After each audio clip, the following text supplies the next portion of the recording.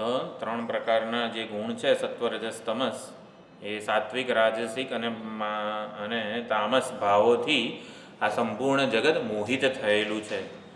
મોહિત થયેલું છે એટલે મેસ્મરાઇઝ થયેલું છે.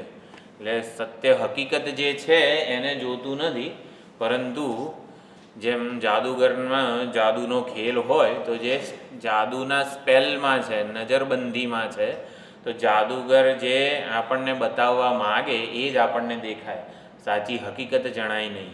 તો એવી જ રીતે અહીંયા આ એક જે ત્રિભિર ગુણમય ભાવૈ, તો આ ત્રણેય પ્રકારનું જે ગુણો જે છે એના સ્પેલમાં સંપૂર્ણ જગત અને જીવો છે. ગમે તે ક્ષણે દરેક જીવ કોઈકના કોઈક ગુણના સ્પેલમાં હોય છે. એકનો કોઈક સાત્વિક ગુણથી પ્રભાવિત હોય, કાં રાજસ ગુણથી પ્રભાવિત હોય, કાં તમસ ગુણથી પ્રભાવિત હોય. ત્રણેય ગુણોના ત્રણેયમાંથી કોઈક એક ગુણથી તો પ્રભાવિત હોય જ છે. એટલે કોઈક પણ ક્ષણે ગમે તે એક ગુણ પ્રધાન હોય છે, બાકીના બે ગુણ ટેકા રૂપે રહેલા હોય છે. મોહિતમ ન અભિજાનાતી, તો સમુદ્ર મંથનમાં જેમ મોહિની અવતાર લીધો, તો જે અસુરો હતા, જે અસુરો એટલે કે જે અર્થ અને કામ પ્રધાન જીવન જીવે છે, એ લોકો અમૃતને ભૂલી ગયા અને મોહિની જે અવતાર છે એમાં મોહિત થઈ ગયા, એટલે અમૃતને ભૂલી ગયા. તો જે અર્થ અને કામ પ્રધાન જીવન જીવે છે એ લોકો પરમાત્મા, અમૃત સ્વરૂપ પરમાત્માને જોતા નથી, એ ભૂલી જાય છે. અમૃત સ્વરૂપ પરમાત્માથી જાણે કે વધારે ને વધારે દૂર થતા જાય છે, અને અર્થ અને કામના જે ભોગો વગેરેમાં છે એમાં જ એમની નજર હોય છે, દ્રષ્ટિ કેન્દ્રિત રહેલી હોય છે. તો અહીંયા ભગવાનની અપરા પ્રકૃતિ જે છે, જે જગત વગેરે દેખાય છે, એને આવી રીતે થોડુંક અહીંયા કે અપરા પ્રકૃતિને માં જગત મોહિત થયેલું છે. જ્યારે અપરા પ્રકૃતિની વ્યાખ્યા કરવામાં આવી ત્યારે પણ અનર્થ કરી, બંધનાત્મિકા વગેરે વગેરે વિશેષણો ભગવાને વાપરેલા છે. અપરેયમિત સ્ત્વન્યામ પ્રકૃતિમ વિદ્ધિ મે પરમ વગેરે જે શ્લોકો હતા એમાં એક પ્રશ્ન એવો થાય કે ઘડીકમાં એવું કહેવામાં આવે છે કે સંપૂર્ણ જગત ઈશ્વરનું રૂપ છે, એટલે એ ઈશ્વરની અપરા પ્રકૃતિ છે, અને અહીંયા આટલું બધું આમ જાણે કે નિંદા કરવામાં આવે છે અપરા પ્રકૃતિની, જગતની, જગતના વિષયોની, આ શરીર, ઇન્દ્રિય, મન, બુદ્ધિ, સંપૂર્ણ જે અપરા પ્રકૃતિ છે એની અત્યારે અહીંયા નિંદા જાણે કે થઈ છે, કે એમાં આસક્ત થઈ ગયા છે, એટલે ભગવાનને જોતા નથી, ભગવાનને ભૂલી ગયા છે. એટલે ઘડીકમાં જગતની, વિષયોની, શરીરની નિંદાય થાય છે, ઘડીકમાં એવું કહેવામાં આવે છે કે આ બધું ભગવાનનું રૂપ છે, આ ભગવાનની અપરા પ્રકૃતિ છે, એટલે ભગવાનની છે ને વગેરે. એટલે આવો વિરોધાભાસ જાણે કે જણાય આપણને. ત્યારે ભાષ્યકારે સુંદર રીતે લખેલું છે કે અપરા મોહિની છે, મોહિની અવતાર એટલે અપરા મોહિત કરનારી છે. એટલે શું? અપરામાંથી આપણે સુખ અને સલામતીનો ટેકો શોધીએ એ મોહ થયેલો છે એવું કહેવાય. અપરા તો ભગવાનનું રૂપ છે, શરીર, ઇન્દ્રિય, મન, બુદ્ધિ, વિષયો, જગત બધું ભગવાને સંકલ્પપૂર્વક ઉત્પન્ન કરેલું છે.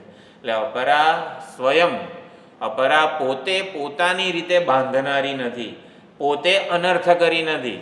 ભગવાને અનર્થકારી સર્જન કર્યું છે એવું નથી, પરંતુ જે સર્જન કરેલું છે અપરા પ્રકૃતિ રૂપ જગતનું, શરીર, વિષયો વગેરે બધું, એમાં હું કાયમી એમાં વિશ્વસનીય આધાર શોધું કે આટલું છે મારી પાસે, આટલા સ્વજનો છે, આટલી ધન સંપત્તિ છે, આટલા વિષયો છે, આટલું જગત મારી ફેવરમાં છે, એટલે હું કાયમી સુખી થઈ જઈશ.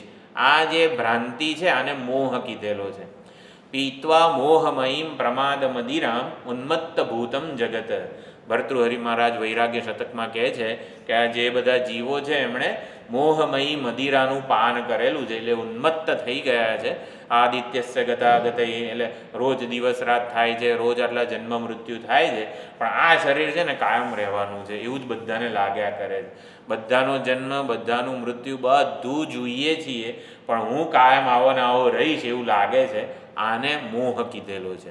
એટલે મોહિતમ ના અભિજાનાતી, મોહિત થઈ જઈએ, અપરામાં સુખ અને સલામતી શોધીએ, એને મોહિતમ કીધું છે. એટલે અપરામાં જો મોહિત થઈ જઈએ તો પરાને ન અભિજાનાતી, પરાને જાણી શકીએ નહીં, ઓળખી શકીએ નહીં કે આ વાસ્તવમાં તો ઉપર છલ્લો દેખાડો છે, એનું જે મૂળભૂત તત્વ છે એ ચૈતન્ય સ્વરૂપા પરા પ્રકૃતિ જ હકીકતમાં જાણવા યોગ્ય છે, પામવા યોગ્ય છે, એ જ આપણું અંતિમ પ્રાપ્તવ્ય ગંતવ્ય છે. એટલે એ રીતે ન અભિજાનાતિ, પરા પ્રકૃતિને કે ભગવાનના મૂળભૂત સ્વરૂપને જાણવું જોઈએ, પ્રાપ્ત કરવું જોઈએ એવું કોઈ જાણતું નથી. ન અભિજાનાતિ મામ એભ્ય પરમ અવ્યયમ, આ સંપૂર્ણ જે સાત્વિક રાજસ તામસ ભાવો છે એનાથી હું પર છું, અતીત છું. પરા પ્રકૃતિ જે છે, પરા પ્રકૃતિ રૂપે પરમાત્મા પોતાના સાચા સ્વરૂપે રહેલા છે. જગત રૂપે દેખાય છે એ પરમાત્માનું સોપાધિક રૂપ છે. એટલે અલંકારો જે છે, માટી, ઘડિયાળ, ઈંટ વગેરે પાત્રો છે, બધા માટીના સોપાધિક રૂપો છે. એટલે માટીના સોપાધિક રૂપોમાં કે સુવર્ણના સોપાધિક રૂપોમાં જ્યાં સુધી આપણી દ્રષ્ટિ હોય ત્યાં સુધી ભેદ બુદ્ધિ રહી જાય છે કે વીંટી કરતાં કંદોરો છે, ચૂની છે, આ બધા જુદા જુદા છે. અને માટે મૂળભૂત તત્વમાં જ્યાં સુધી આપણે ભેદ જોઈએ ત્યાં સુધી આપણને સાચી નિરાત કે શાંતિ મળે નહીં, કંઈક સંઘર્ષ વગેરે ચાલુ જ રહે. પરંતુ પરા પ્રકૃતિ રૂપે ભગવાનને જાણીએ. પરા પ્રકૃતિ ક્યાં છે? આપણા હૃદયમાં જે ચૈતન્ય સ્વરૂપ ઉપલબ્ધ થઈ રહ્યું છે, જે બોલી રહ્યું છે, જે જોઈ રહ્યું છે, વ્યવહાર કરી રહ્યું છે, it is none other than પરમાત્મા. આવી રીતે પરાને ઓળખવાની છે. જે ચૈતન્ય હૃદયમાં સ્ફુરી રહ્યું છે, આંખ દ્વારા જોઈ રહ્યું છે, કાન દ્વારા સાંભળી રહ્યું છે, તો એમાં તો આંખ દ્વારા જોઈ રહ્યું હોય ચૈતન્ય, તો આંખને અમુક દ્રશ્યો ગમે છે, અમુક દ્રશ્યો નથી ગમતા, એવું છે. તો ચૈતન્યમાં રાગ દ્વેષ છે નહીં. પરાને એના સાચા સ્વરૂપે જાણવાની છે. ચૈતન્યને તો બધા દૃશ્યો સમાન જ છે, એ તો ઉદાસીનતયા, અસંગતયા ઉજાળે છે કે આ અનેકવિધ દૃશ્યો છે, અનેકતા વિવિધતા છે. એટલે પરા પ્રકૃતિને એના સાચા સ્વરૂપે ઓળખવાની છે. મામ એભ્ય પરમ અવ્યયમ, અવ્યયમ અહીંયા ભગવાને કીધું છે, મને અવ્યય સ્વરૂપે જાણવાનો છે. વ્યય એટલે ખર્ચો, બે શબ્દો છે, આય અને વ્યય. આય એટલે આવક અને જાવક. તો મામ એભ્ય પરમ અવ્યયમ, તો ભગવાન અવ્યય છે. અવ્યય છે એટલે વ્યય થતો નથી. એટલે શું? તો જગતનું સૃષ્ટિ સર્જન થાય, પાલન થાય, લય થાય, તો પણ પરમાત્મા ચૈતન્ય સ્વરૂપ પરમાત્મામાં જરા પણ વધઘટ થતી નથી, જરા પણ વિકાર આવતો નથી. આટલા મોટા જગતનું સર્જન કરીએ તો પરમાત્મા થાકી જતા હશે? આટલું બધું જગતને ચલાવી રાખવું હોય, એ સૂર્ય તું ત્યાં ઊભો રહે, એ ચંદ્ર તું ત્યાં ઊભો રહે, એ ગ્રહો નક્ષત્રો બધા સંપીને આમ તેમ ફરજો, કેટલું ટેન્શન હોય પાલન કરવું હોય તો. કોઈક એકબીજા સાથે અથડાય નહીં, જરા પણ. ભગવાન શું કરે? બેઠા બેઠા ઊંઘે છે. બ્રહ્માજી બાપુ સમાધિસ્થ છે, તપ કરે છે. વિષ્ણુ ભગવાન ક્ષીરસાગરમાં ઊંઘે છે. અને શિવજી સંહાર કરવાનો છે, એ પણ કૈલાસ પર્વત પર આવી રીતે સમાધિસ્થ જ છે. કશું કર્યા વગર આખા જગતનું સંચાલન, પાલન, સૃષ્ટિ, સંહાર, પ્રલય બધું થઈ રહ્યું છે. આ કર્મનું રહસ્ય છે કે ચૈતન્ય સ્વરૂપ પરમાત્માની હાજરીમાં બધું થઈ રહ્યું છે. મામ એભ્ય પરમ અવ્યયમ, એટલે પરમાત્માને એટલે જે બ્રહ્માજીની, વિષ્ણુ ભગવાનની ને શંકર ભગવાનની હકીકત છે ને, એટલે એવું કહીએ આપણે કે બ્રહ્માજી તપ કરે છે, વિષ્ણુ ભગવાન ઊંઘે છે અને શિવજી સમાધિસ્થ છે, એટલે કોઈક ઓલા આપણાથી જુદા છે એવું નથી સમજવાનું. એ આપણી જ હકીકત છે. એટલે આપણે જો પરમાત્માની પરા પ્રકૃતિને હૃદયસ્થ ઓળખી લઈએ તો ખરેખર આ ઉપાધિ દ્વારા, પ્રકૃતિ દ્વારા કર્મો થયે રાખે, આપણે માત્ર એના સન્નિધિ સ્વરૂપે ઉજાળનાર જ છીએ. એટલે આપણો એમાં કોઈ ભાગ નથી. એક પણ કર્મો કે કર્મફળના માલિક નથી આપણે ચૈતન્ય સ્વરૂપે દરેક વ્યવહારમાં ઉપલબ્ધ છીએ. એટલે એ જ અર્થ આગળ કહેવાનો છે કે માયાને તરવી હોય તો કઈ રીતે તરાય? માયામાંથી માયાપતિ તરફ આપણે દ્રષ્ટિ કેન્દ્રિત કરવી હોય તો કેવી રીતે કરાય? તો આ જ વિચારણા છે કે વ્યવહાર થઈ રહ્યો છે ત્યારે વ્યવહારનો જે ઉદ્ભાસક છે, એને ઉજાળનારો છે, એ હકીકતમાં કોણ છે? એમાં કોઈ વ્યવહાર નથી. એ જ કીધું, નત્વહમ તેષુ તે મયી. એટલે બધા રાજસિક ભાવો, તામસિક ભાવો, સાત્વિક ભાવો મારા થકી જન્મેલા છે. હું એમનામાં નથી, એ મારામાં નથી. બધું ઉપર છલ્લો દેખાડો છે, બધું વિવર્ત જ છે. જે કંઈ પણ મૂળભૂત તત્વ અનેક રૂપે આપણને અધ્યારોપિત જણાઈ રહ્યું છે, કલ્પાઈ રહ્યું છે. તો મૂળભૂત તત્વની જિજ્ઞાસા જાણવી, જિજ્ઞાસા ઉત્પન્ન થવી જોઈએ કે આ વ્યવહાર હકીકતમાં કોણ કરી રહ્યું છે, કોણ બોલી રહ્યું છે, કોણ સાંભળી રહ્યું છે. કોઈકે આપણું અપમાન કર્યું, કોણે અપમાન કર્યું, કોનું અપમાન થયું. કોઈક આપણને કંઈક કે કોણ બોલ્યું, કોણે કહ્યું વગેરે, એ કોણ ઉપર આપણે વિચાર કરીશું ત્યારે આ બોલવાનું ને અપમાન આ બધું બાધિત થઈ જશે. એટલે પરા પ્રકૃતિની જિજ્ઞાસા ધીમે ધીમે જન્મે એવું અહીંયા ભગવાન વિચાર ભાથું આપી રહ્યા છે કે પરાને જાણવાની, પરાને પ્રાપ્ત કરવાની કઈ રીત છે. તો એ આવી રીતે 14મા શ્લોકમાં કહે છે, અપરામાંથી સુખ અને સલામતીની જે બુદ્ધિ છે એ સંકેલીએ તો પરા પ્રકૃતિ રૂપે રહેલા પરમાત્માને જાણવાની ઈચ્છા ઉદય પામે હૃદયમાં. એટલે જે પરિવર્તન થાય છે, વ્યવહાર એટલે પરિવર્તન, સંસાર એટલે પરિવર્તન, તો પરિવર્તનની નોંધ લેનાર, પરિવર્તન જણાય છે એ જ બતાવે છે કે પરિવર્તન કોઈ અચળ અવિચળ આધાર ઉપર થઈ રહ્યું છે. તો કયા અવિચળ આધાર ઉપર આ સમગ્ર વ્યવહાર થઈ રહ્યો છે? તો એ અવિચળ આધારને જાણવાની આ રીતે આપણને ઈચ્છા જન્મે. અનેક બધા સુવર્ણના અલંકારો હોય, અનેક નામ રૂપમાં સુવર્ણ ભાસતું હોય, તો સુવર્ણ તત્વને જાણવાની ઈચ્છા કઈ રીતે જન્મે? કે મારે સુવર્ણના મૂળભૂત રૂપને, મૂળભૂત સ્વરૂપને, તત્વને, તત્વતયા સુવર્ણને જાણવું છે. આપણો બધો જ વ્યવહાર સુવર્ણના ઔપાધિક એટલે સોપાધિક રૂપો વડે જ થાય છે. સોપાધિક રૂપોમાં જ વ્યવહાર થાય. એટલે વીંટી છે, કંદોરો છે, બંગડી છે, બધાનો વ્યવહાર જુદો છે, બધાનું કર્મ જુદું છે, પ્રયોજન જુદું છે, નામ બધાનું જુદું છે. તો સુવર્ણના સોપાધિક રૂપોમાં વ્યવહાર થાય છે. એને કોઈક રીતે સાધન બનાવીએ તો પછી નિરુપાધિક સુવર્ણ તત્વ છે એને જાણવાની ઈચ્છા જન્મે.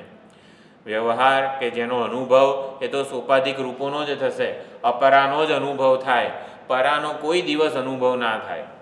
કેમ?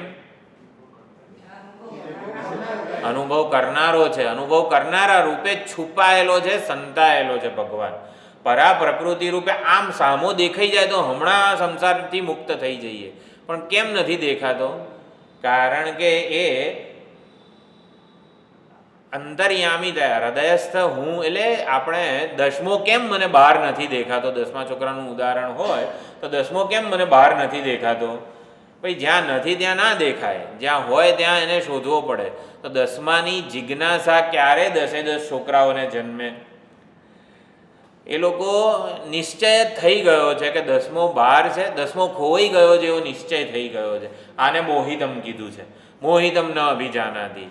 એટલે 10મો ખોવાઈ ગયો છે એને મોહિતમ કીધું. એટલે ખોવાઈ ગયો છે એટલે મારે બહાર શોધવાનો છે, મારે અનુભવ કરવાનો છે, મારે એને મેળવવાનો છે, સાધના કરવાની છે, કર્મોને ઉપાસનાઓ કરવાના છે. આવો નિર્ણય થઈ ગયો છે. એટલે નિર્ણય થઈ જાય ને એટલે પછી ઉન્મત્ત ભૂતમ જગત, ઉન્મત્ત ગાંડાની જેમ સુખને બહાર શોધ્યા કરીએ છીએ. હવે સુખને શોધવાથી મળે એવું નથી, 10માને શોધવાથી 10મો મળે એવો નથી. આવું કેટલાય બધા અનુભવો ઉપર વિશ્લેષણ કરવાથી આપણને જાણ થાય કે જે મળે ને એ 10મો નથી. બહાર કંઈક પ્રયત્ન કરવાથી મળે એ 10મો નથી. બહાર કંઈક પ્રયત્ન કરવાથી મળે એનું નામ સુખ નથી. તો સુખ ક્યારે પ્રાપ્ત થાય? સુખનો ક્યારે અનુભવ થાય? સુખ ક્યારે એના સાચા સ્વરૂપને જાણવાની ઈચ્છા થાય? જ્યારે સુખની 10માને શોધવાનો પ્રયત્ન થંભી જાય ને, એટલે પરમાત્માને શોધવાનો બહાર પોતાનાથી જુદા રૂપે મને પરમાત્માના દર્શન થવા જોઈએ. પોતાને તો છોડી જ દીધો, પોતાને તો ગણતા જ નથી અને બહાર શોધીએ છીએ એટલે આપણને દેખાતા નથી. તો ઓળખવાનો કઈ રીતે? તો 10માને ઓળખવો હોય તો સૌથી પહેલાં 10માની શોધ થંભી જવી જોઈએ. સુખની શોધ એટલે 10માનો શોધક, સુખનો માગણ જે છે ને એ ખોટે ખોટો શોધી રહ્યો છે એવું પહેલાં સમજવું પડે. પરમાત્માને પ્રાપ્ત કરનારો જે છે ત્યાં જ હકીકતમાં પરમાત્મા રહેલા છે. એટલે જે શોધે એ પોતે, એવું સ્વામીજીનું બહુ વર્ષો પહેલાં એવી રીતે પ્રવચનમાં આવતું. જે શોધે એ પોતે. એટલે જે શોધનારો છે એમાં જ ભગવાન આવી રીતે મળવાના છે. શોધનાર રૂપે એનું અન્વેષણ કરવાનું છે. કઈ રીતે થાય? હવે આગળ કહે છે ભગવાન, શોધનાર રૂપે પરમાત્માને આપણે ઓળખવાના છે. એ જ એક વિશ્વસનીય આધાર છે. એટલે 14મા શ્લોકમાં સમજાવે છે, દૈવી ह्येषा ગુણમયી મમ માયા દુરત્યયા મામેવ યે પ્રપદ્યન્તે માયામેતાં તરન્તિ તે.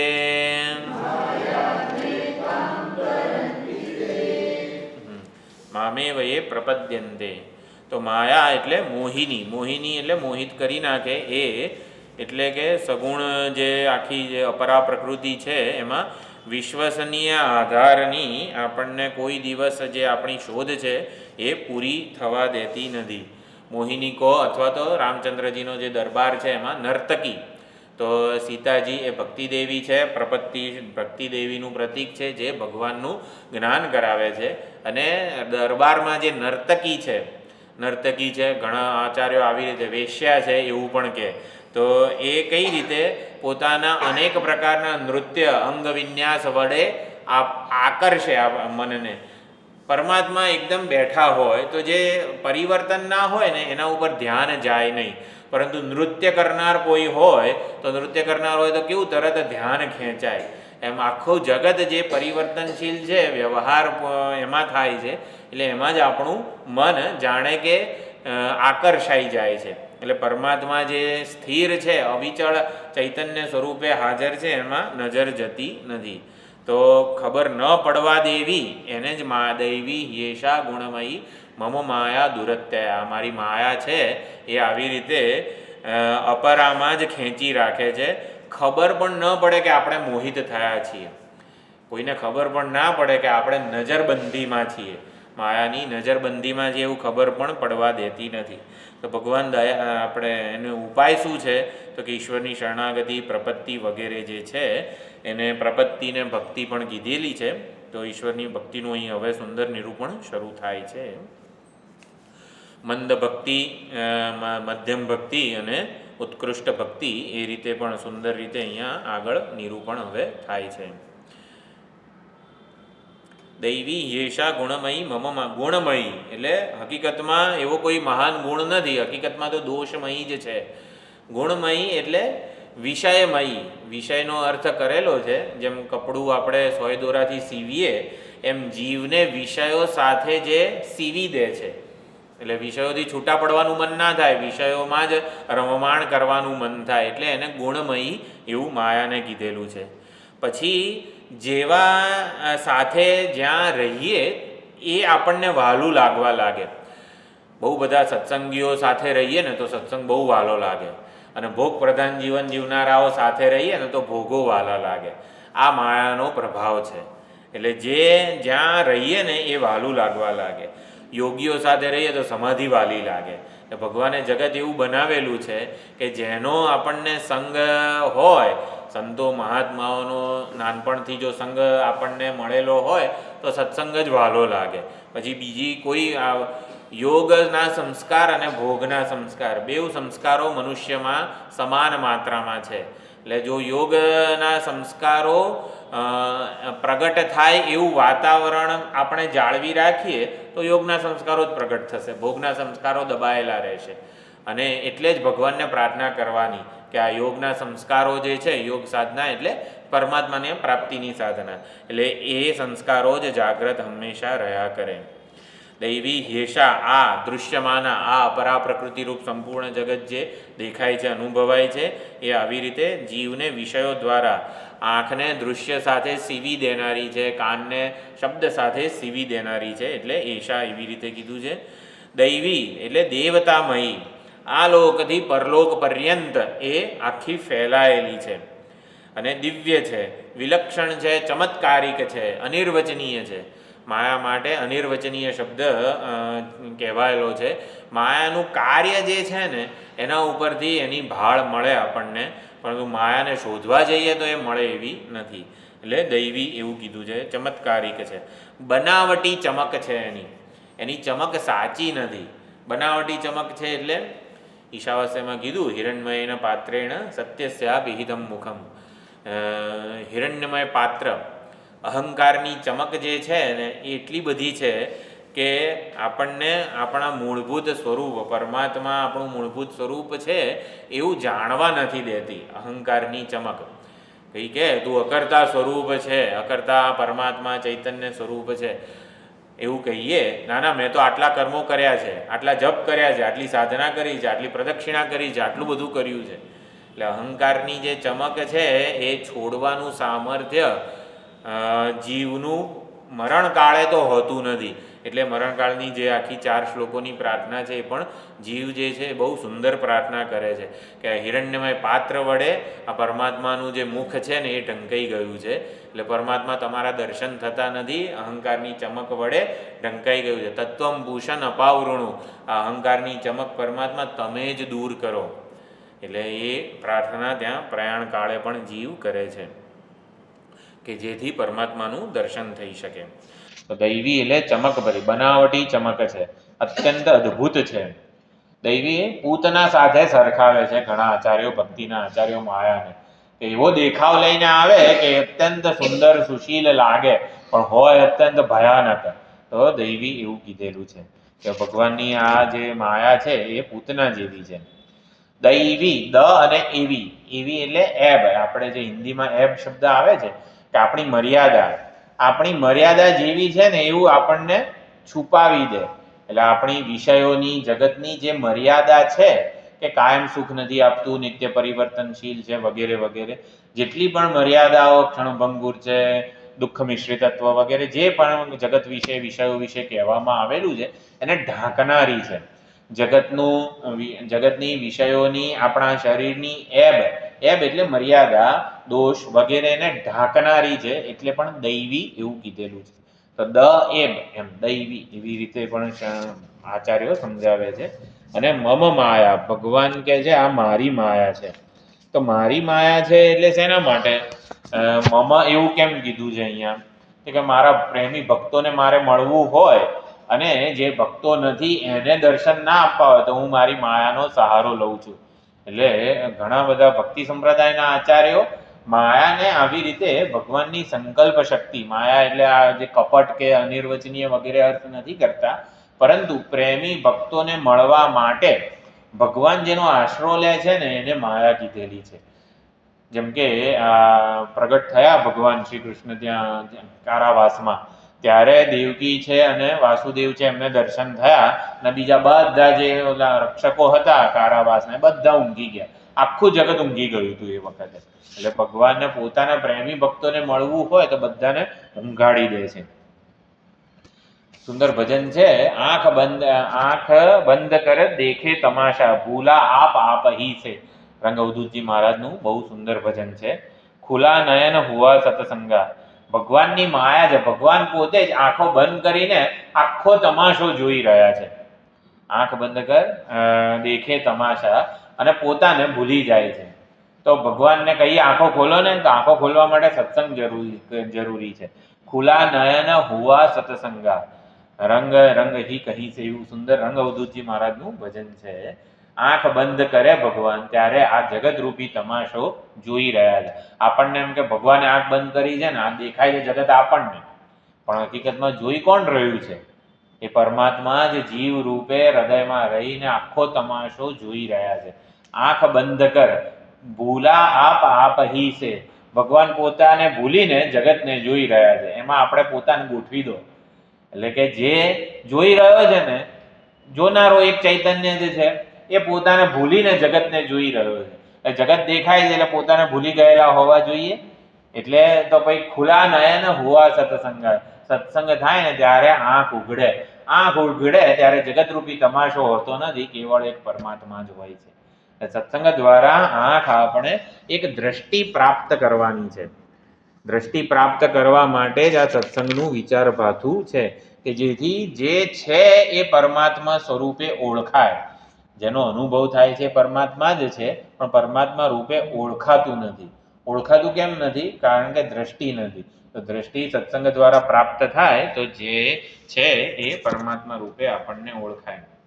તો દૈવી હેષા ગુણમયી મમ માયા દુરત્યયા. ભગવાનની માયા કેવી છે કે જેનો માયા એટલે વેદાંતિઓ એવો અર્થ કરે કે પરમાત્મા જ જેને લીધે જગત રૂપે દેખાય છે ને એને માયા કીધેલી છે. પરમાત્મા જગત રૂપે દેખાય એને માયા કીધી છે. એટલે સુવર્ણમાં અલંકારો દેખાય માયાને લીધે. માટીમાં હકીકતમાં નામ અને રૂપની કલ્પના થાય છે. આપણને એવું લાગે છે ઘડો છે, ઈંટ છે, નળિયા છે, કોડિયા છે વગેરે. એ માટીમાં અનેક પાત્રોની કલ્પના કરીને બતાવે એને માયા કીધેલી છે. મીયતે જગત અનયા, એટલે જેનાથી ભગવાનમાં આ આરોપિત જગત આપણને જણાય છે એને માયા કીધેલી છે. અને દુરત્યયા દુષ્ટા દુઃખદા અત્યય યસ્યાહ. તો અહીંયા ભગવાનની માયાને તરવું સંભવ એટલે અત્યંત દુષ્કર છે. દુઃખેના અત્યંતમ અશક્ય, અત્યંત જાણે કે અત્યંત અશક્ય હોય સંસાર બંધનથી મુક્ત થવું, જાણે કે અત્યંત અશક્ય હોય. સ્વપ્રયત્નથી આવી રીતે જગતમાં રહીને જગતમાં બંધનથી મુક્ત થવું અઘરું છે. તો શું કરવાનું? જે માછીમારની જાળ ફેંકે, જ્યારે જાળમાં બધી માછલીઓ ફસાઈ જાય, પરંતુ માછીમારના જે પગ પાસે રહેલી માછલીઓ ત્યાં માયાની એની જાળ પહોંચે નહીં. એટલે માછીમારના ચરણનું પગનું જ્યારે પગની આસપાસ હોય તો એ માછલીઓ બચી જાય છે. સુંદર ઉદાહરણ બધા સંતો આપે છે. તો એવી રીતે મામેવયે પ્રપદ્યંતે માયા મેતામ તરંતિ તે. તો જાદુગરની જાદુ જે માયા છે એનું રહસ્ય આપણને ખબર પડી જાય. જાદુગર જ્યારે આખો જાદુ ફેલાવે ત્યારે એક જાદુગરને ખબર છે કે હું જે આ બધું રચેલું છે એ પ્રપંચ જ છે, હકીકતમાં કશું નથી. અને એના જાદુનું રહસ્ય જેને ખબર છે એ એક નજરબંધીમાંથી મુક્ત હોય છે. એટલે એક જાદુગર નજરબંધીથી મુક્ત હોય અને જાદુના રહસ્યને જે જાણે છે એ જાદુના એટલે એને નજરબંધીથી મુક્ત હોય. તો જે રહસ્ય જાણે છે એ બધા જ્ઞાનીજનો છે, જાદુગર ભગવાન પોતે છે. તો એ બે જણા જ આવી રીતે માયાથી પર હોય છે. તો એ માયાથી પર થવાનો ઉપાય શું છે? મામે વયે પ્રપદ્યંતે. અહીંયા ભાષ્યકાર કહે છે મામ એવ યે પ્રપદ્યંતે, જે માત્ર મારું જ શરણ લે છે, મારી જ પ્રપત્તિ કે શરણાગતિ લે છે. આચાર્યો સુંદર રીતે સમજાવે છે. એવકારને ઘણી બધી જગ્યાએ મૂકી દેવાનો છે. મામ યે પ્રપદ્યંતે એવ, જે મારી શરણાગતિ સ્વીકારે જ છે, મારા શરણે આવે જ છે. અને મામ યે એવ પ્રપદ્યંતે, જે મારા શરણ આવે છે તે એવ તરંતી, એટલે તે જ માયાને તરી જાય છે. એટલે મારે કેવળ મારું જ શરણ. એટલે જ ભગવાને 18 અધ્યાયમાં કીધું સર્વ ધર્માન પરિત્યજ્ય મામ એકમ શરણમ વ્રજ. તો સંપૂર્ણ ધર્મોને, શરીર ઇન્દ્રિય મન બુદ્ધિ બધાના ધર્મોને, બધાની વિશેષતાને, બધાના કર્તવ્યોને છોડીને તું એક મારું શરણ લે. એટલે એક પરા પ્રકૃતિનું, એક ચૈતન્યનું શરણ લેવું પડે. શરણનો અર્થ અહીંયા વેદાંતની રીતે જોવા જઈએ તો ઉપલબ્ધિ કે અનુભવ. એટલે પ્રપત્તિનો વેદાંતિઓ અર્થ કરે છે ઉપલબ્ધિ. એટલે કે જે પરા પ્રકૃતિ રૂપે હૃદયસ્થ ઉપલબ્ધ છે એને આપણે જાણી લઈએ, પરમાત્માને હૃદયસ્થ ઓળખી લઈએ, તો પછી માયા મેતામ તરંતી તે અપરા મોહિત કરી શકશે નહીં. અત્યારે અપરા મોહિત કરનારી છે, કારણ કે પરાને ઓળખતા નથી, પરાને એના સાચા સ્વરૂપે ઓળખતા નથી. પરંતુ મામે વયે પ્રપદ્યંતે દ્વારા પરા પ્રકૃતિને સાચા સ્વરૂપે આપણે ઓળખી લઈએ. એટલે હૃદયસ્થ પરમાત્માને બહાર નહીં પણ હૃદયસ્થ જાણી લઈએ, ઉપલબ્ધ જાણી લઈએ, તો પછી માયાને તરવાનું આપણા માટે અત્યંત સરળ છે. એ માયા આપણને મોહિત કરનારી નહીં રહે. તો સર્વધર્માન પરિત્યજ્ય મામ એવ માયાવિનમ સ્વાત્મભૂતમ સર્વાત્મના યે પ્રપદ્યંતે. એટલે ભાષ્યકારે અહીંયા સુંદર કીધું સ્વાત્મભૂતમ. તો શરણાગતિ સ્વીકારવા ભગવાન હાજર તો હોવા જોઈએ ને. ભગવાનના ચરણ આમ પકડી લઈએ, શરણાગતિ સ્વીકારીએ કે ભગવાન તો બસ હવે ઉદ્ધાર કરો, બધું કરો. તો તો ભગવાન ક્યાં છે? અહીંયા ભાષ્યકારે કીધું સ્વાત્મભૂતમ, તો હૃદયસ્થ જ ઉપલબ્ધ છે. અને હૃદયસ્થ ઉપલબ્ધ છે તો હું તો જાણું જ છું ને, મને ચૈતન્ય સ્વરૂપે હું જીવ છું વગેરે રૂપે, કરતા ભોગતા છું વગેરે રૂપે મને ઉપલબ્ધ કરી જ રહ્યો છું. એટલે સ્વાત્મભૂતમ પછી બીજો શબ્દ સર્વાત્મના લખેલું છે. જે આપણને એવું લાગે છે કે ચૈતન્ય આ એક ઉપાધિમાં જ રહેલું છે. એટલે રહેલું છે એટલે જે ચૈતન્ય આ આંખ દ્વારા જોઈ રહ્યું છે અને જે ચૈતન્ય આ બધી આંખો દ્વારા જોઈ રહ્યું છે એ જુદું જુદું છે એવું આપણને લાગે છે. એટલે ચૈતન્યને આપણે અનેક ઉપાધિઓમાં વિભક્ત, જુદું જુદું, જુદાઈ કલ્પેલી છે. માટીને એક ઘડામાં અને બીજા ઘડામાં જુદાઈ કલ્પેલી છે માટીમાં. એટલે માટીને એના મૂળભૂત સ્વરૂપે જાણવું હોય તો માટી સર્વાત્મા છે.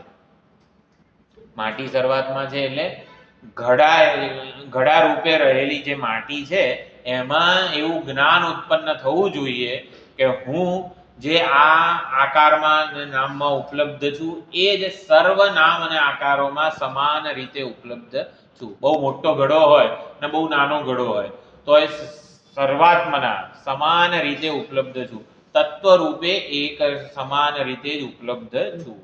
એટલે ચૈતન્ય સ્વરૂપે આપણે વ્યવહારમાં આસક્ત છીએ.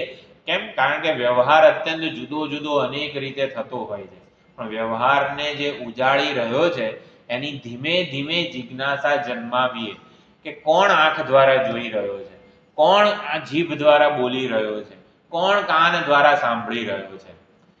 કાન દ્વારા આટલું બધું સાંભળ્યું, નાક દ્વારા આટલા બધા ગંધનું આપણે ગ્રહણ કર્યું છે, આંખ દ્વારા આટલું બધું જોઈ રાખ્યું છે, જીભ દ્વારા આટલા બધા સ્વાદ આપણે ગ્રહણ કર્યા છે, તો એ હજી સુધી તૃપ્ત કેમ નથી થતો? હજી સુધી કેમ માગ્યા કરે છે? હજી આ દૃશ્ય જોવું છે, હજી ઓલું દૃશ્ય જોવું છે. આંખ દ્વારા જે જોનારો છે એ દૃશ્યોને જોયા જ કરે છે, એને તૃપ્તિ કેમ નથી મળતી? અને કેમ હજી ને હજી એ દૃશ્યનો જોવાનો માગણ જ રહ્યો છે? અનેક બધું આપ આપ કરીએ જે આહુતિ આપણે, પરંતુ એ હજી ને હજી માગ્યા જ કરે છે. કારણ કે એ આંખ દ્વારા જે જોનારો છે એના સાચા સ્વરૂપનું અન્વેષણ થયું નથી. એટલે આંખ દ્વારા જિજ્ઞાસા કોને કહેવાય? એટલે આંખ દ્વારા જે જોઈ રહ્યો છે એમાં જોવાની ઈચ્છા છે ખરી? જેમ કે 10મા છોકરાઓ 10માને શોધી રહ્યા છે, આપણે 10 છોકરાઓને પૂછીએ તમે કોને શોધી રહ્યા છો, તો શું કે 10માને શોધી રહ્યા છે. અને આપણે એક બીજો પ્રશ્ન પૂછીએ 10મો કેવો લાગતો હતો?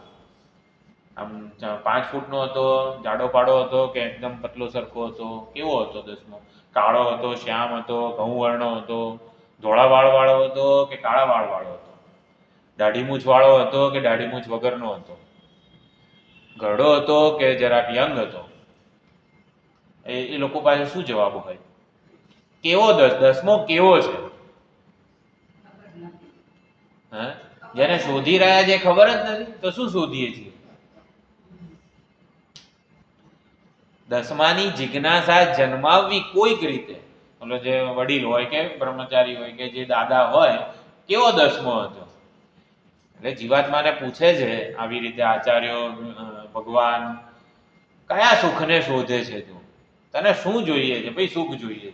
કેવું સુખ જોઈએ છે ભાઈ? કાયમ ટકે એવું સુખ જોઈએ છે.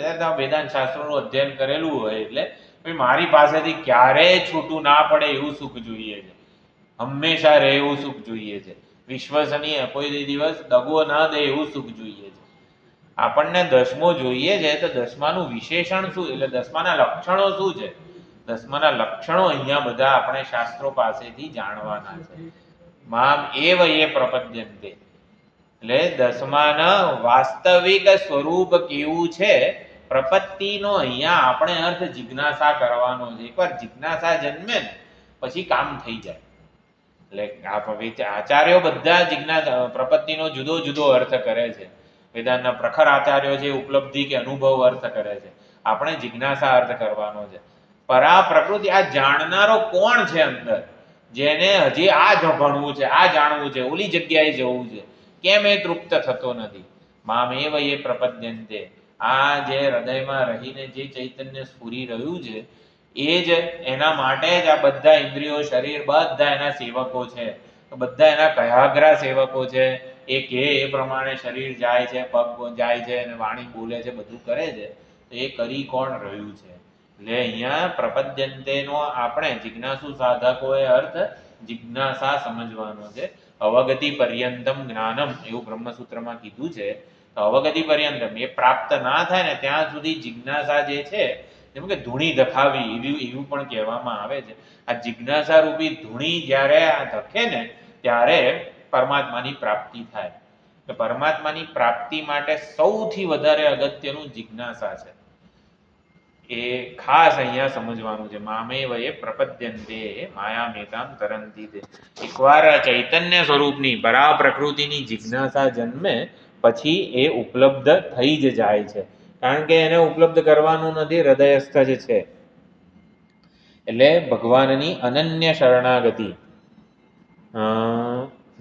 એટલે એ કઈ રીતે થાય? આર્તત્રાણ પરાયણસ્સ ભગવાન ગંગાધરો મે ગતિ નારાયણો મે ગતિ. આર્તત્રાણ પરાયણ, આર્તત્રાણ એટલે કે આર્તનું ભગવાન જે ભક્તો છે એની આરતીનું ત્રાણ એટલે કે એમાં એને રક્ષણ કરવું, રક્ષણ કરીને એના માટે જે હિત છે એનું હિત ઈચ્છવું, એ પરાયણ આ ભગવાન છે. એટલે ભગવાન આપણી જિજ્ઞાસાને, એટલે આપણે એક જ કામ કરવાનું છે, જિજ્ઞાસાને જણાવવાની છે ભગવાનને કે ભગવાન તારા સ્વરૂપની આટલી જિજ્ઞાસા છે મને. એટલે એ ખાસ ભગવાનને જણાવ્યા કરવાની છે. એટલે શરણાગતિ જે છે એનો બીજો ભક્તિ સંપ્રદાયમાં સુંદર અર્થ કરેલો છે, બૌદ્ધિક શરણાગતિ. શરણાગતિ કેવી હોય? બૌદ્ધિક શરણાગતિ હોય. હે ગોવિંદ હે ગોપાલ અબ તો જીવન હારે. જ્યારે ગજેન્દ્ર જે છે, ગજેન્દ્ર છે, દ્રૌપદી છે, ઘણા બધા ભક્તો જે છે એ આવી રીતે આર્ત પોકાર કરે છે. એટલે કે હવે તમારા સિવાય બીજું કોઈ શરણ નથી. તસ્માત ત્વમેવ શરણમ મમ શંખપાણે. હે શંખપાણી ભગવાન, હવે એકમાત્ર આપ જ મારું શરણ છો. શરણાગતિ એટલે શું? તો શરણાગતિ બૌદ્ધિક વસ્તુ છે. બૌદ્ધિક વસ્તુ એટલે શું? કે બુદ્ધિમાં આપણું જીવન માન્યતાઓને આધારે ચાલે છે. હું આ શરીર છું, એક માન્યતા છે. આ સ્વજનો મારા છે, આ ધન સંપત્તિ વગેરે મારું છે, મારું આટલું સામર્થ્ય છે, મારામાં આટલી સૂઝ છે વગેરે, જ્ઞાન છે વગેરે. એટલે માન્યતાઓના આધારે જીવન ચાલે છે. આ માન્યતાઓને પડકારવાનું કે માન્યતાઓ સાચી છે કે ખોટી એવું એને સમર્થન આપવાનું છે કે પડકારવાની જેવું સૂઝતું જ નથી માયાને લીધે. એટલે પરમાત્માનું શરણ સ્વીકારવું એટલે શું? તો કે આપણી જે માન્યતાઓ છે ને એને ચકાસવી.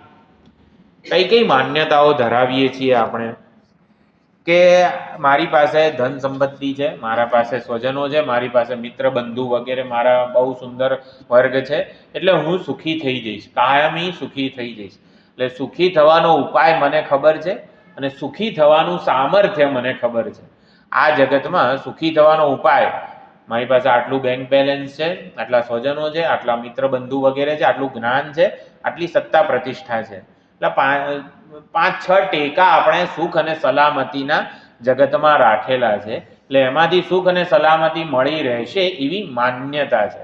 તો આ માન્યતાને શાસ્ત્રના આધારે પડકારવાની છે. શું આ સલામતી આપનારા જે ટેકા છે એ સ્વયં સલામત છે ખરા? સલામતી એટલે શું? કે જેનું આપણે શરણ લઈએ એ પોતે તો સલામત હોવો જોઈએ ને. પણ એ ધન સંપત્તિ વગેરે સ્વજનોથી માંડીને જે કંઈ પણ આપણે કીધું એ પોતે જ સલામત નથી. તો એ આપણને ક્યાંથી સલામતી કાયમ માટે સલામતી આપી શકવાના નથી.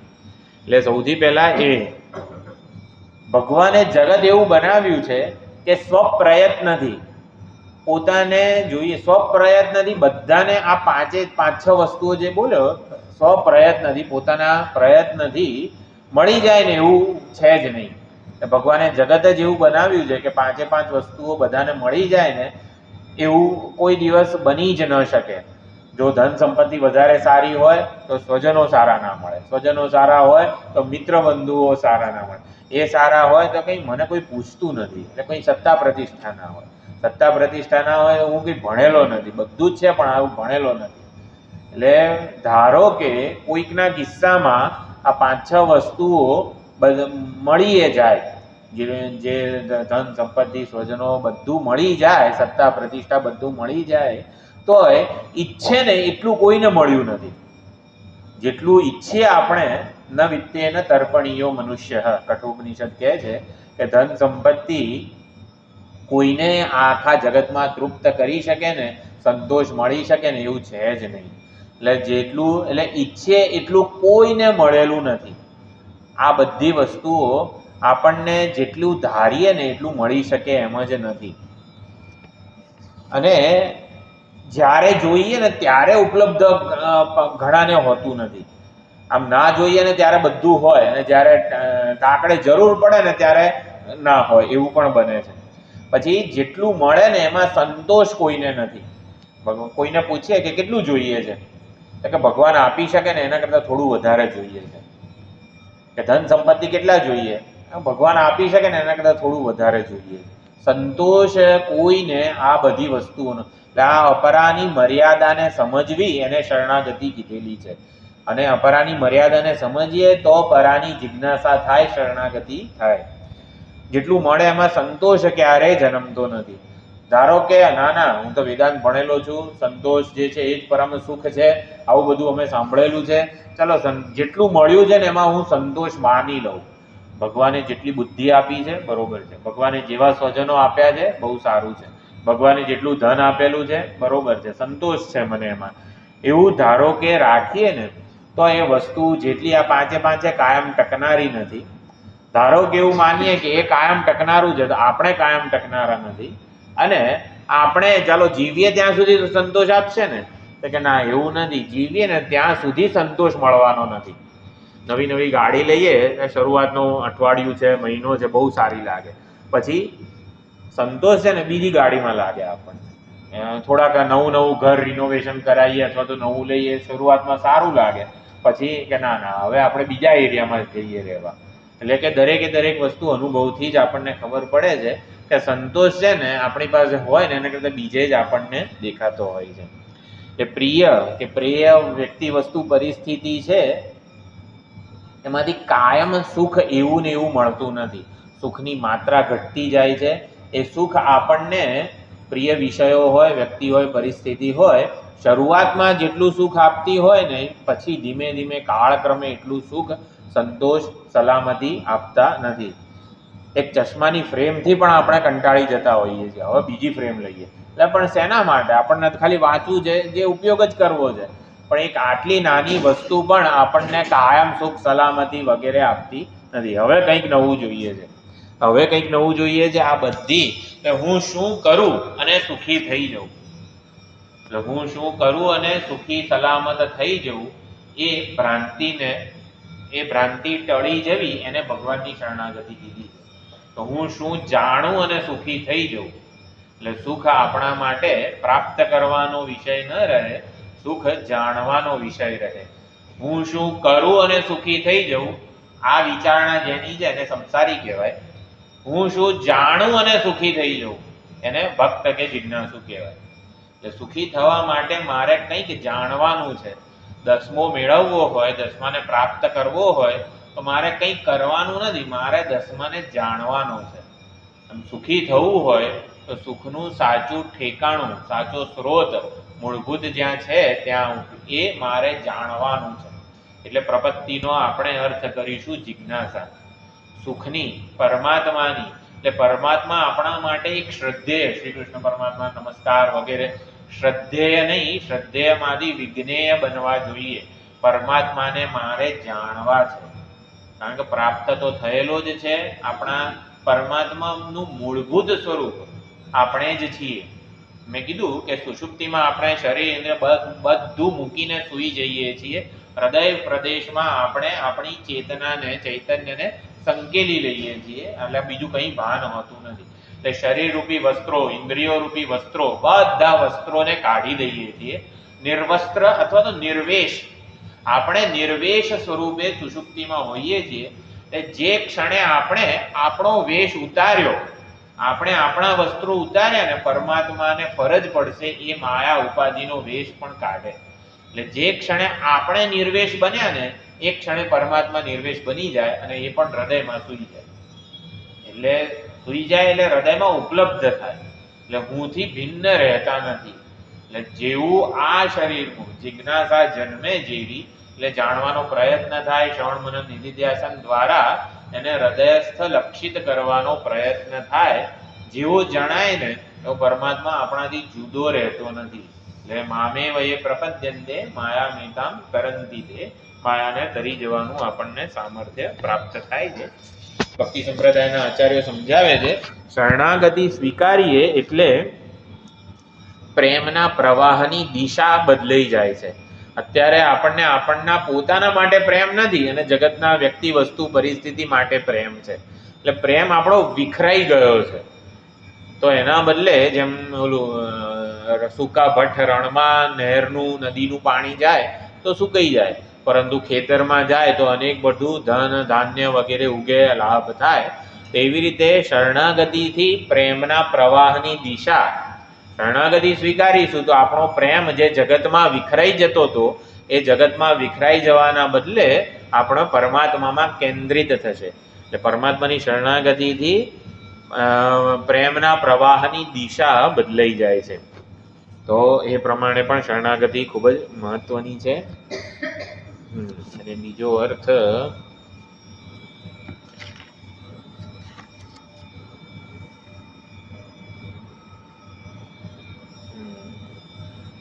મામે વયે પ્રપદ્યંતે, મહેશાનંદગીરીજી કહે છે, પ્રપત્તિ એટલે સાક્ષીનું વરણ કરવું.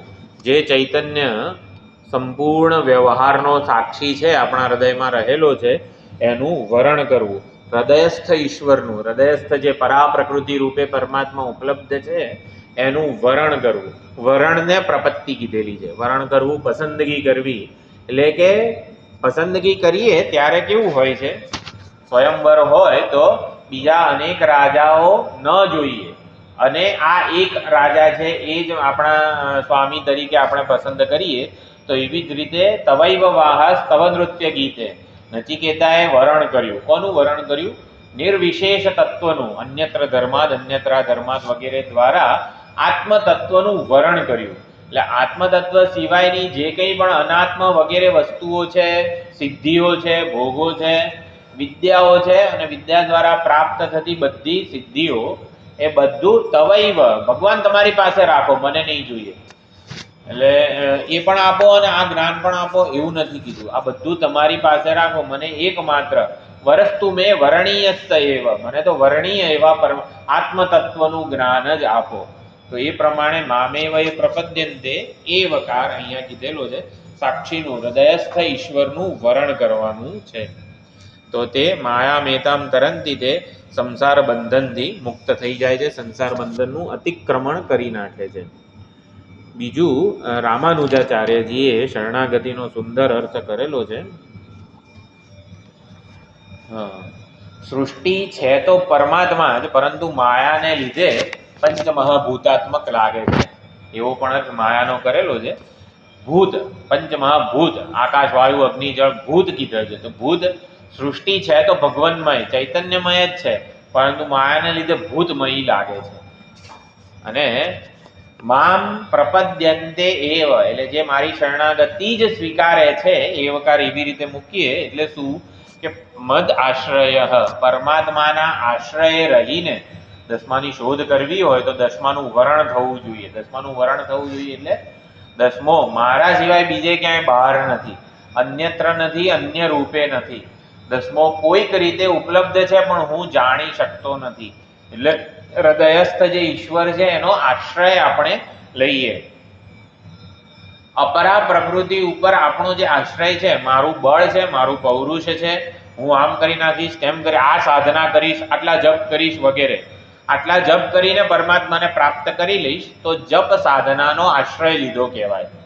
એટલે પરમાત્મા આશ્રય બનવાના બદલે જપ સાધના આશ્રય બની જાય. હું રોજ આ પૂજા કરીશ, આટલો રુદ્રાભિષેક 4 કલાક કરીશ, 11 વાર રુદ્રમ કરીશ, તો એ સાધના આપણો આશ્રય બની જાય. એના લીધે પરમાત્મા મળી જશે. એટલે મદ આશ્રય એના ઉપર ભાર આપે છે અહીંયા કે ભરોસો જે છે ને એ ભગવાનનો હોવો જોઈએ. શું છે? ધાર્યું ધરણીધરનું થાય, દેહ ભરોસો છોડી પ્રાણી, એટલે દેહનો ભરોસો તું છોડ અને કોઈક રીતે ઈશ્વરનો ભરોસો જે હૃદયસ્થ મૂરખ કાંતુ પસ્તાય. દેહ ભરોસો છોડ, આપણે દેહના સામર્થ્યનો, દેહની કળાનો વગેરેનો ભરોસો હોય છે, પરંતુ એ ભરોસો છોડીને આપણે ઈશ્વરનો ભરોસો રાખીએ. મજૂરી, પુરુષાર્થ વગેરે જે છે એનો ભેદ પણ આ જ છે.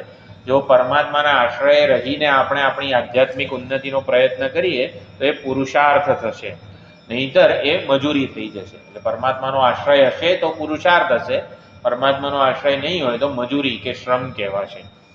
એ કીધું છે મારી જ શરણ લે, અને જે મારી શરણ લે છે તે જ તરી જાય છે. તો મારી શરણ લેવી એટલે સૂત્રધાર પરમાત્માને, રામાનુજાચાર્યજી અર્થ કરે છે, પરમાત્માને સૂત્રધાર આપણે સમજીએ. કઠપુતળીઓ અને સૂત્રધારનો જે ખેલ છે, તો સૂત્રધારની શરણ આપણે સ્વીકારીએ. એટલે શું? એક કઠપુતળી નબળી છે, એક કઠપુતળી બહુ બળવાન છે, ધાક ધાક ધમકી કરીને આમ ધમકાવે છે બીજીને, એમ જીતી જાય છે યુદ્ધમાં, તો આપણને એવું લાગે કે આ બહુ સારી કઠપુતળી છે અને આ એકદમ નમાલી કઠપુતળી છે. હકીકતમાં સૂત્રધારની જે ઈચ્છા છે ને એ પ્રમાણે બધું આ થઈ રહ્યું છે. સૂત્રધારની શરણ એટલે એને સમજવો, એની શરણ સ્વીકારવી. જગતમાં જે કોઈ પણ જીવો અને વિષયો છે એની મર્યાદા કે વિશેષતા બંનેનો આપણે આદર કરીએ, પ્રેમથી સ્વીકાર કરીએ તો સૂત્રધારની શરણ લીધી કહેવાય. એટલે એ આપણા માટે વધારે એમાં આપણું મનનું રોકાણ ન રહે. જીવોની અને વિષયોની મર્યાદા પણ છે અને વિશેષતા પણ છે, તો એમાં આપણા મનનું રોકાણ ન રહે. અને જે સૂત્રધાર છે, જે ઈશ્વર આ બધા વેશમાં પ્રગટ થઈ રહ્યો છે, એમાં આપણે આપણા મનનું રોકાણ કરીએ, એને સૂત્રધારની શરણાગતિ કીધેલી છે. રામાનુજાચાર્યજી બહુ જ સુંદર ભગવાનના નામ, જેમ આપણે કેવું હોય શરણાગતનો તારણહાર, દીનબંધુ, ભક્તવત્સલ વગેરે બધા નામ ભગવાનના કહીએ છીએ, એમ રામાનુજાચાર્યજી કહે છે આશ્રિત વાત્સલ્ય જલધિ. તો રામાનુજાચાર્યજીએ બધા સુંદર અર્થ કરેલા છે. આશ્રિત વાત્સલ્ય જલધિ, જે શરણાગત છે એના માટે એ વાત્સલ્યનો જલધિ સમુદ્ર, કોઈ દિવસ વાત્સલ્ય ભગવાનનું ખૂટે નહીં ને એટલું અનંત અને અપાર એમની પાસે છે. આશ્રિત જન ભોગ્યતા પાલક એવું એક ભગવાનનું નામ છે. રામાનુજાચાર્યજી જે ભગવાનની સેવા પૂજા કરી રહ્યા હતા અને એમને અધર્મની, કોઈક ગ્રંથમાં અધર્મની નિંદા કરી, તો ભગવાનની જે સેવા કરી રહ્યા હતા, શ્રી વિગ્રહ જે હતો એની પીઠ પાછળથી લોહીની આખી ધારા આખી એમની તરફ આવી. એટલે ભગવાનને એમને કીધું કે તું અધર્મની નિંદા કરે છે ને, અધર્મ મારી પીઠ છે, તો તું અધર્મની નિંદા કરવાનું છોડ, તું મને જ આવી રીતે ઈજા પહોંચાડી રહ્યો છે. આવા સુંદર આચાર્ય હતા રામાનુજાચાર્યજી. એ અહીંયા ભગવાનનું એક બીજું નામ કહે છે આશ્રિત જન ભોગ્યતા પાલક. એટલે આશ્રિત જન ભોગ્યતા એટલે ભક્તો, આશ્રિત જનો, ભક્તો જે કંઈ નિવેદિત કરે ભગવાનને, એના પાલક એ બધું ગ્રહણ કરી લે છે. કેવી રીતે ગ્રહણ કરી લે છે? એમ અરીસામાં ઊભા રહીને આપણે તિલક કરીએ તો હકીકતમાં તિલક તો પ્રતિબિંબને કરીએ છીએ, પ્રતિબિંબને જોઈને હા બરોબર આવ્યું, હા, તો પ્રતિબિંબને તિલક કરીએ છીએ, પણ મળે છે કોને? ભોગ્ય એ બિંબ પોતે જે પરમાત્મા છે ને એને મળી જાય છે. એટલે આશ્રિત જન ભક્તો જે કંઈ નિવેદિત કરે એના બિંબ સ્વરૂપે, અધિયજ્ઞ સ્વરૂપે એ પોતે બધું ગ્રહણ કરી લે છે. બીજો એક નામ આપેલું છે ભગવાનનું કૌશલ્ય એટલે સુશીલતા, એ બહુ જ એના ઉપર ભાર આપેલો છે. આશ્રય કાર્ય નિર્વાહકત્વ, આશ્રયેણ સૌકાર્ય આપાદકત્વ. ભગવાનની સુશીલતા કઈ છે? કૌશલ્ય ગુણ ભક્તિ સંપ્રદાયમાં બહુ જ મહત્વનો માનવામાં આવે છે કે ભગવાનની સુશીલતા શું છે? આશ્રય કાર્ય નિર્વાહકત્વ, જે આશ્રિત જન છે એનું બધું કાર્યનું નિર્વહન કરે છે. આશ્રયેણ સૌકર્ય આપાદકત્વ, બધું સૌકર્ય એટલે સરળતાથી એ બધું પાર પાડી આપે છે. આશ્રિત જનનું બધું સરળતાથી પાર પાડી આપે છે. અને છેલ્લું એક નામ છે અનાલોકિત વિષયક અશેષ કરુણા જલધિ. અનાલોકિત વિષયક, જોયું ના હોય, એનું કારણ ખબર ના હોય, એ જોતા નથી ભગવાન. અનાલોકિત વિષયક અશેષ કરુણા જલધિ, આપણી પાસે કૂતરું પાછળ પડેલું હોય અને નાના હોઈએ તો કૂતરાથી ડર લાગે સામાન્ય રીતે. જેવું કૂતરું પાછળ પડે તરત આપણે મંદિરમાં સીધા ભગવાન પાસે દોડીને જતા રહીએ, તો ભગવાન એવું જોતા નથી આ કૂતરું પાછળ પડ્યું છે ને એટલે અહીંયા આવ્યો છે. હા, કેટલો આતુરતાથી મારી પાસે દોડતો હાંફતો મારી પાસે આવી ગયો. વાહ વાહ મારા ભક્ત, તને હું ભેટી જઉં. એટલે અનાલોકિત વિષય એ જોતા નથી કે શેના માટે આવ્યો છે. ગણિકા વ્યાજ ને બધું જે સુંદર સુરદાસજીના ભજનો છે એમાં આ વસ્તુ ઉપર બહુ ભાર મૂકેલો છે કે આ વ્યાજ પાસે શું આચરણ હતું.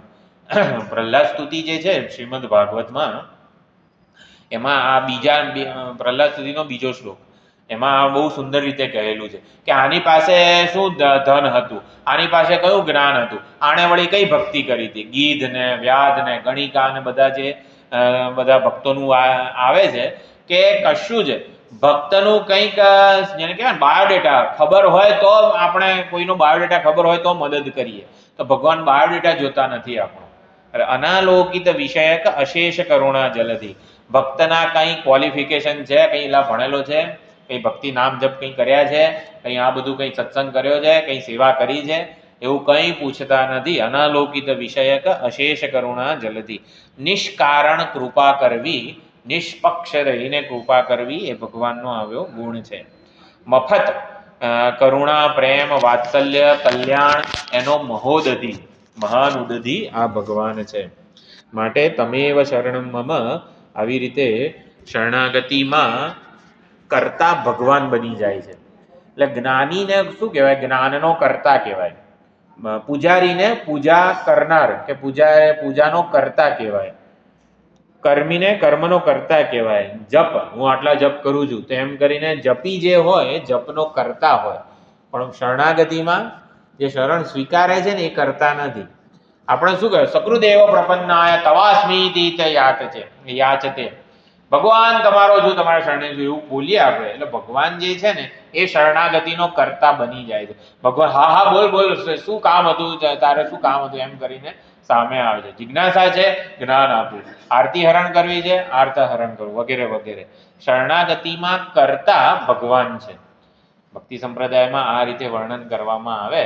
આપણે જ્ઞાન સાધના વગેરે કરતા હોઈએ તો જીવનો પુરુષાર્થ મહત્વનો બની જાય છે, પરંતુ ભક્તિ સંપ્રદાયમાં આ રીતે ભક્તિ જે છે એ ભગવાન પાસે બધું કામ કરાવડાવે છે. ઘણા બધા શ્રી કૃષ્ણ પરમહંસની બધી લીલાઓનું વર્ણન કરે. ભગવાન શ્રી કૃષ્ણ પાસે આટલા નાના હોય તો પણ એમની પાસે કેટલું કામ કરાવતા હોય છે.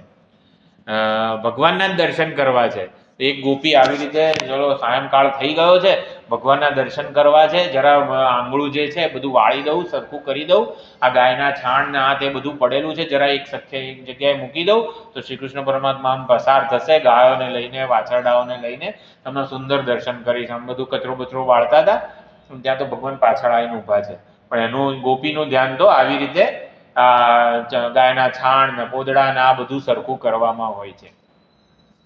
તો એટલે જલ્દી જલ્દી કેમ ઊભો છે, જરાક અહીંયા જે કૃષ્ણ પરમાત્મા પસાર થશે થોડું મદદ કરાય આ છાણ ઊંચકવામાં મને. એટલે ભાઈ તો કે હું કઈ રીતે મદદ કરાવું છાણ ઊંચક, લે હું આ પોદડા ભરીને આપું છું તો એક જગ્યાએ મૂક. તો કે આનો કરવાથી હું આ મદદ કરીશ તો મને શું મળશે. એ ગોપીને ખબર જ નથી કે કૃષ્ણ જ આવીને ઊભા છે, પણ એ તો છાણ ને કચરો ને બધું લેવામાં એનું ધ્યાન છે. એમ કે મને આપીશ શું તું, કે તને થોડુંક છાશ ને માખણ વગેરે કંઈક આપીશ એમ કરીને એવું કહે છે. તો એક છાણનો પોદડાનો આમાં આવી રીતે લોંદા હાથમાં આપે છે, એમના હાથમાં તો કેટલું આવે, એટલે એક જગ્યાએ મુકાવડાવે છે. ભક્તો આવી રીતે ભગવાન પાસે કેટલું કરાવે છે, પણ આશ્રિત અનાલોકિત વિષય અશેષ કરુણા નિધિ બધું કરે છે. અને કે મને તું કેટલી છાશ આપીશ, કેટલું માખણ ખાવા આપીશ, તે તું જેટલું આ છાણ ને બધું કચરો બધો ઉપાડીશ ને એટલું તને આપીશ. એ કઈ રીતે ખબર પડશે, તો હું એક છાણનો તને આમ લોંદો આપીશ ને એક ટપકું તારા ગાલ ઉપર કરીશ છાણનું, એટલે છાણનું એક ટપકું કરે એટલે તે એક છાણનો લોંદો આવી રીતે બાજુએ મૂક્યો, એવી રીતે તો ભગવાનનો આખો ચહેરો છાણ છાણ છાણ થઈ જાય છે છેલ્લે.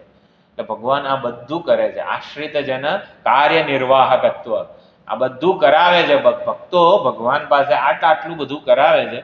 ભગવાન પ્રેમથી છાણનો આખા છાણ છાણ થઈ જાય છે, પણ એ શું છે? છાશ માટે, એક થોડીક છાશ માટે ભગવાન ભક્તનું આવું બધું નિર્વાહકત્વ કરતા હોય છે. એ શરણાગતનો તારણહાર સંપૂર્ણ કાર્ય સિદ્ધ કરનારા છે. એટલે વેદાંતમાં પ્રપત્તિનો અર્થ ઉપલબ્ધિ કર્યો, અનુભવ કર્યો. આપણે જિજ્ઞાસા એવો કરીએ, મામે એકવાર જિજ્ઞાસા જન્મે પછી જિજ્ઞાસા રૂપી ધૂણી ધકે અને પરમાત્માની પ્રાપ્તિ કરાવે. તત્વજ્ઞાન દ્વારા જે મામે વયે પ્રપદ્યંતે, જે મારી શરણાગતિ સ્વીકારે છે, માયાને તરી જાય છે, એટલે અર્થ શું કરવાનો? જે પરમાત્માને પોતાના હૃદયસ્થ ઉપલબ્ધ કરી લે છે. હૃદયસ્થ ઉપલબ્ધ કઈ રીતે થાય? તત્વમસી મહાવાક્યથી. દસમો ઉપલબ્ધ કઈ રીતે થાય? કોઈક સાધના કરવાથી નહીં થાય. તું દસમો છું એ જે વાક્ય છે એના અર્થ ઉપર વિચારણા કરવાથી. જે પરમાત્માને તત્વમસી વેદાંતના બધી વિચાર ભાતું છે એનાથી હૃદયસ્થ પરા પ્રકૃતિ રૂપે ઉપલબ્ધ જાણે છે, એ માયાને તરી જાય છે. તો શરણાગતિનો બીજો અર્થ આપણે જે બધી ભ્રાંતિઓ ટળવી, સુખી થવાનો ઉપાય મને ખબર છે, સુખી થવાનું સામર્થ્ય મારું છે, આ ભ્રાંતિ ટળી જવી. દુઃખ મુક્તિનો ઉપાય મને ખબર છે, દુઃખ મુક્તિનું મારું સામર્થ્ય છે, આ ભ્રાંતિ ટળી જવી, એને શરણાગતિ કીધેલું છે.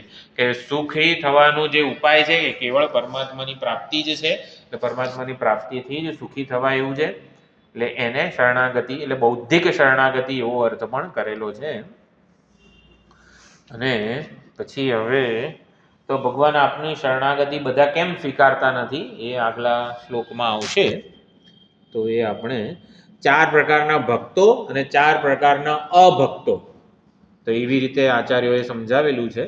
આર્ત, જિજ્ઞાસુ, અર્થાર્થી અને જ્ઞાનીની વિરુદ્ધ કોણ કોણ છે, તો એવી રીતે મૂઢાહ, નરાધમાહ વગેરે બધા જે શબ્દો વાપરેલા છે એ એના ઓપોઝિટ અર્થમાં છે. તો એવું આપણે આવતી વખતે જોઈશું. તો ભગવાનની શરણાગતિ એટલે જિજ્ઞાસા વગેરે અર્થ અત્યંત મહત્વનો છે આપણા માટે. તો ભગવાનની શરણાગતિ કેમ નથી સ્વીકારતા એ હવે આગળ આવશે. અને પછી એટલે પહેલા કડવી દવા આપી દે છે અને પછી આપણને ચતુર્વિધા ભજન્તે મામ, ભક્તિનો સુંદર જે આખો વિષય છે એ હવે શરૂ થાય છે. તો આવતી વખતે જોઈશું. ઓમ પૂર્ણમદ પૂર્ણમિદં પૂર્ણાત પૂર્ણમુદચ્યતે પૂર્ણસ્ય પૂર્ણમાદાય પૂર્ણમેવાવશિષ્યતે. ઓમ શાંતિ શાંતિ શાંતિ. હરિ ઓમ. શ્રી ગુરુભ્યો નમઃ. હરિ ઓમ.